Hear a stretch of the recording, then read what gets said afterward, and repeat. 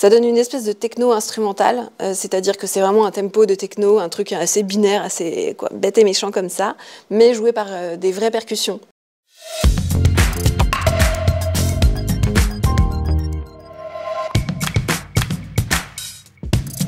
J'ai commencé à écrire la musique du générique avec le scénario. Donc j'ai commencé à composer avec elle, elle m'a donné des directives, on a commencé à écrire même des paroles ensemble. En matière sonore, c'est vraiment des sons synthétiques, des claviers, pas mal de plugins. J'ai pas mal travaillé avec je sais pas, du DX7 ou des choses comme ça, des petits claviers assez 80 pour faire des petits thèmes. Ce qu'il m'a demandé, c'est de trouver l'ambiance qu'allait apporter la musique par rapport au scénario. En fait, c'était de trouver la bonne couleur et la bonne direction.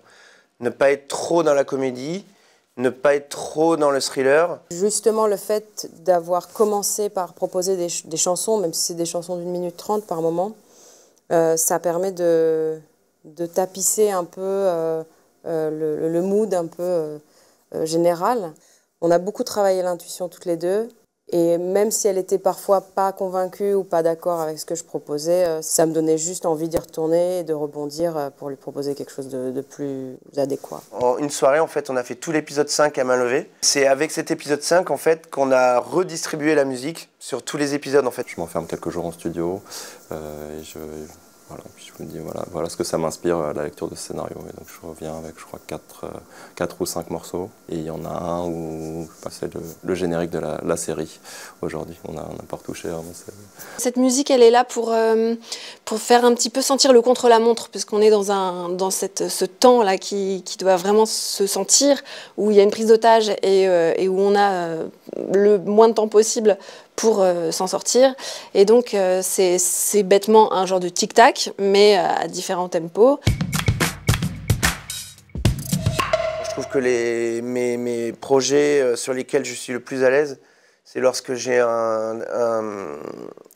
lorsque je parle beaucoup avec les réals et lorsqu'il y a un aller-retour voilà, tous les jours, voire enfin le plus souvent possible pour pouvoir avancer dans la bonne direction. Dans une comédie comme ça où tout a sa place, c'est hyper important de bosser avec les monteurs. Je pense que c'est des choses que j'aurais peut-être...